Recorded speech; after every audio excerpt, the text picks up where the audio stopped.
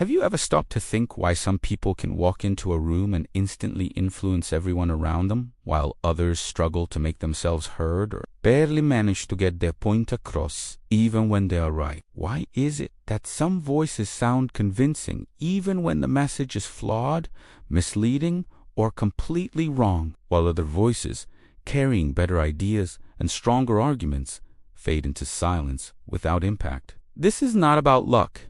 And it has very little to do with intelligence. And it is certainly not just confidence, because the real difference lies in something far more subtle and far more powerful: language. Not ordinary language, but a hidden language, a silent code. A system that most people are exposed to every single day and unconsciously respond to, often without ever realizing that it is happening. And today, you are going to see this system clearly. Because once you truly understand the secret language of manipulation, you will never hear words the same way again, no matter who is speaking or what they are trying to sell, defend, or convince you of. Think about the last time you said yes without fully understanding why you agreed so quickly, whether it was a purchase you had no intention of making, a favor you did not actually want to do, or an opinion you suddenly found yourself supporting without remembering how you got there. What really happened in that moment? No one physically overpowered you, no one forced your decision, and no one openly demanded compliance. Yet somehow you were guided gently, almost invisibly, to a conclusion that felt like your own. And that guidance happened through words. Manipulation rarely looks like control, because true manipulation feels like freedom, like choice, like you are acting on your own will rather than following someone else's direction. This is the first secret. The most effective manipulators never tell you what to think directly, because instead they structure their words in a way that makes you believe the idea originated inside your own mind. And this entire process begins with one fundamental rule that governs human behavior. People do not respond primarily to logic, data, or facts, because they respond first to emotion, and only afterward do they use logic to justify what they are already feeling. This is why facts alone rarely persuade anyone,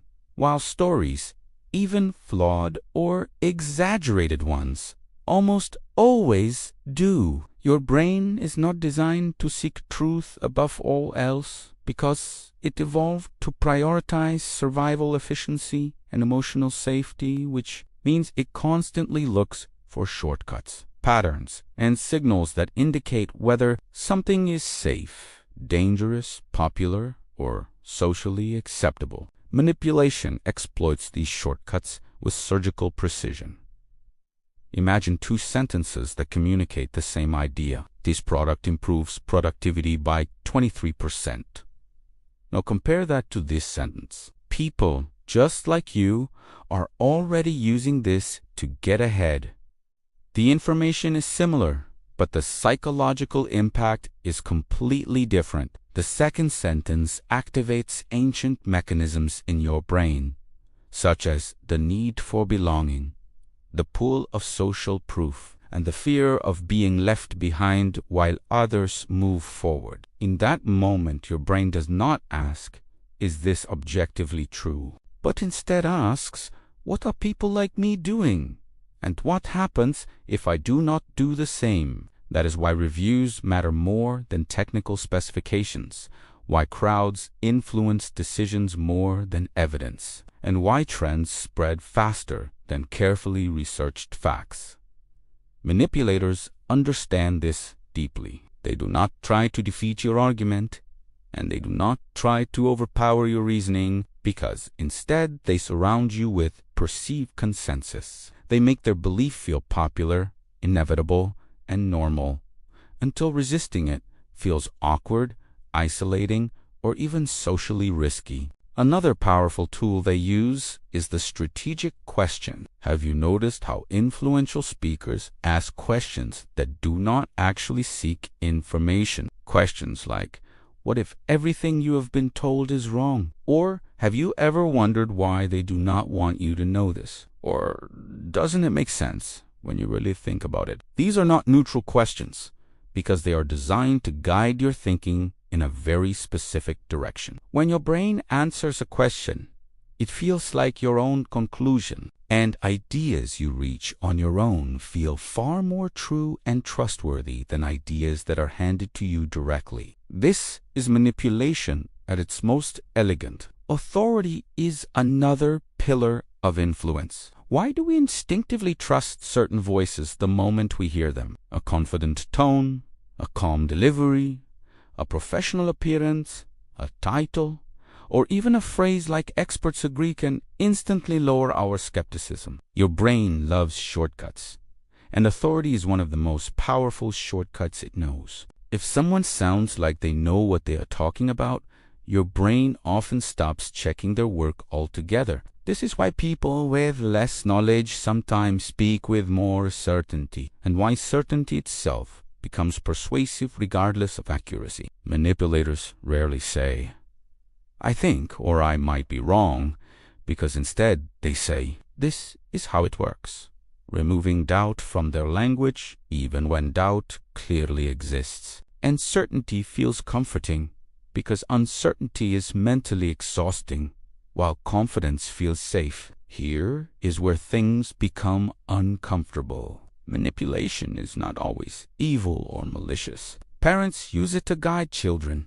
Teachers use it to hold attention. Leaders use it to mobilize action.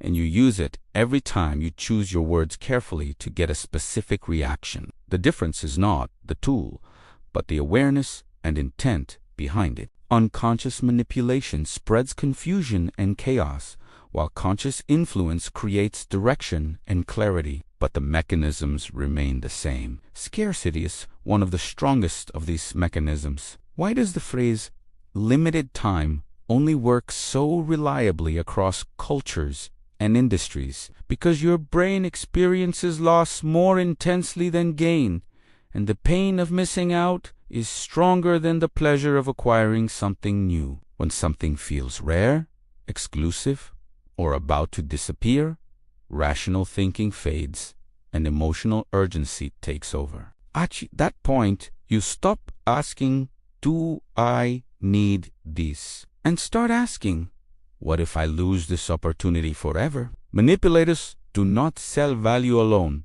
because they sell time, pressure, compressing your decision window until hesitation feels dangerous. Last chance. Only a few spots left.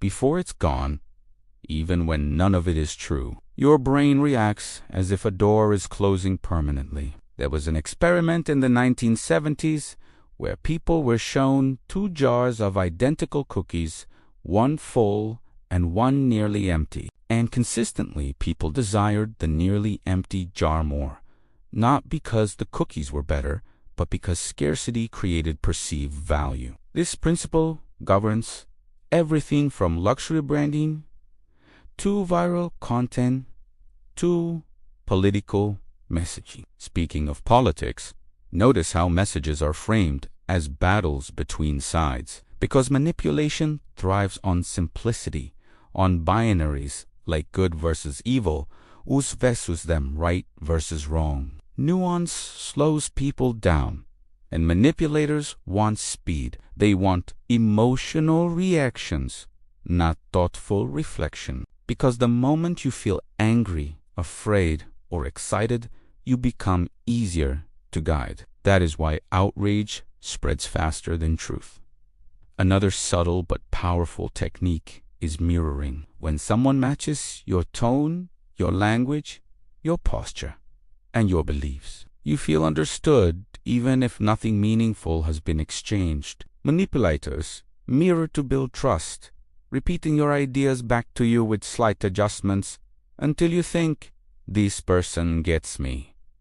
Once trust is established, influence becomes effortless. Repetition is another cornerstone. A statement heard once is questioned, heard 10 times becomes familiar, and heard 100 times begins to feel true.